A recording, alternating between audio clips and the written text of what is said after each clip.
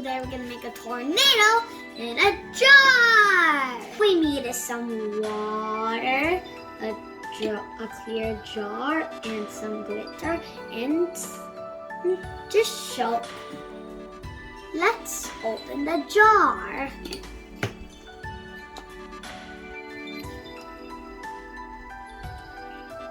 Now let's pour this water in. It doesn't matter, it can be fast or slow. I need some more water. Now let me put some more. We only need to put 3/4 of the bottle.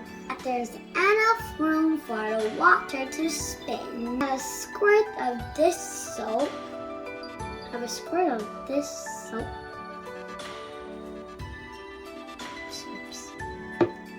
Now let's put a little bit of glitter. Oops. Put too much. Now let's close it. Make sure the lid is tight. If you don't have glitter, you can use food coloring. This makes it easier to see the tornado. You shake the bottle like this. Now let's make, let me read for that time.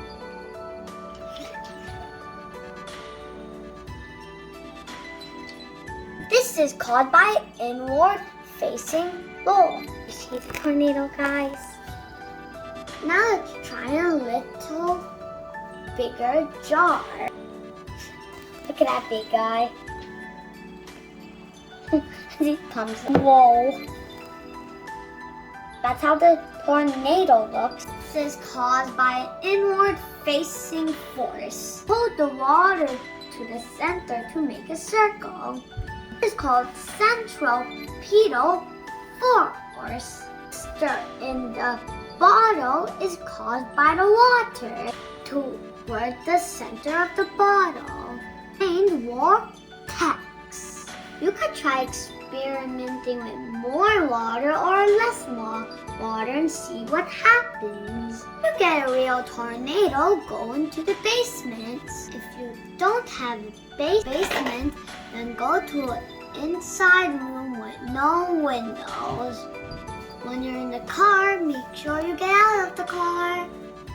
Take tornado seriously and listen to what the television says about tornadoes.